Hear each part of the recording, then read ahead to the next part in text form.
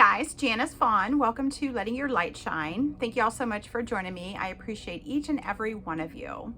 So I was thinking about some things earlier today, and I said, thinking back to when I was getting out of the narcissistic relationship, I was like, if my best friend was in this situation, what would I have said to him or her about getting out of the relationship? And I'm sure you guys have heard this from some of your friends and family, but everybody says, get out. Why don't you just pack your stuff? Why don't you just, put everything in a bag and take what you can get and just get the hell out, run for the hills, leave him and her behind, and just get out. But you know what? That doesn't work for us, the people that are in the relationship with a narcissist. It is not easy to get out of these relationships because of the constant cycle of abuse, the love bombing, the gaslighting, the showering with gifts and loving emotions only to be called a name, 2 hours later. So it's just that they get us where they want us right in time to start the abuse all over again. And it makes us so crazy and confused because we really don't know, wait a minute, am I really the one causing these issues? And, I think it's natural for a lot of people to take blame within themselves when something goes wrong or, you question yourself. We always question ourselves, okay? But the narcissist will continue to make us question ourselves, which then what? Makes us question ourselves even more. Self-esteem starts to fall, the confidence out the window because you're like, well, I can't be this good of a person because I have all these faults. The narcissist keeps telling me about everything I'm doing wrong. How many times has a narcissist said to you all of the things that you're doing right? If you can tell me more than 5 times in a relationship, I will be shocked because, if they say anything positive, it's not genuine. I'm talking about somebody with a true heart and that those words were followed by actions. Never happens with a narcissist, ever. Yes, I recall maybe a couple times, oh, you look nice tonight or something like that. Only to find out, weeks later that the outfit I was wearing was horrendous. And I can't believe that you've ever bought something that horrendous. And I'm like, what are you talking about? You just complimented me on this outfit 2 weeks ago. No, I didn't. I would never. That is the ugliest shirt I've ever seen. And I'm just, stuff like that would just make you go crazy because you're like, wait a minute.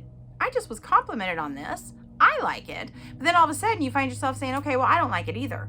Because you don't want to wear stuff that the narcissist doesn't like because you're just going to be hurt. You're going to be told numerous times how horrible stuff looks.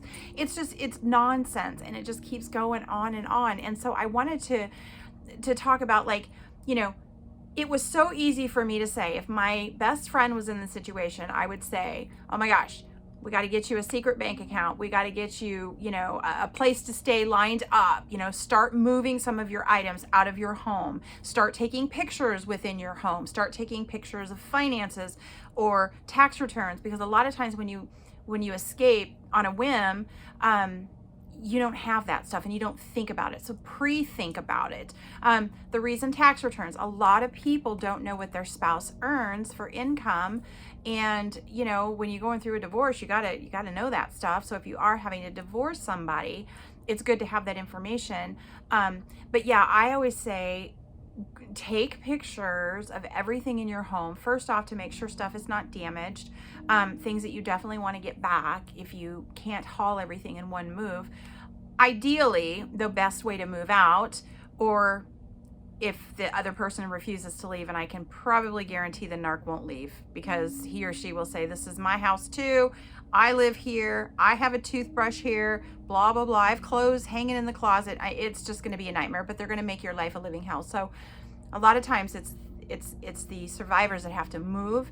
But get that lined up with somebody who you can totally trust, and preferably somebody that the narc doesn't know, because he or she won't bother you. But guess what? They're going to follow you anyway, so they're going to figure it out. I mean, you're just never able to start over a whole new life again, unfortunately, because they will stalk you just on and on and on. And the narc stalks me still, and I just some really, really childish, disturbing stuff that it just makes me wonder how somebody could be so childish. But not even recognize how childish the behavior really is.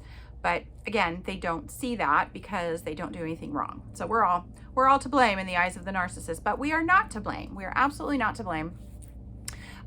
So trying when you're pushing somebody to get out, okay, go back to the friend thing. When you're pushing your friend to get out of the narcissistic relationship, right? Don't push so hard, because I found that when people were pushing me, I was getting more frustrated, because it was like, I get it. That I do know. I know I have to get out. I know all of these things, but there is ramifications that you don't have to pay. I'm going to have to pay. So it's like trying to get them to understand that their advice is really, really helpful. Yes, it's tremendous and we need that. But sometimes when people push you to do stuff, you just kind of back off and go, okay, I'm not going to talk about it anymore, because I don't want to feel pressured, from people trying to help me, because I'm already under so much pressure with the narcissist. It's crazy. We desperately do like the help and the guidance. We appreciate it. I know that so much. But if you are, turning the tables and trying to help somebody else, just be kind of really gentle and genuine with your words. And just, I'm here for you anytime, and be there for them if they call you at 2 a.m. Because that's the only time they can sneak out of the house to make a phone call, because their narc is sleeping. So there's just so many things.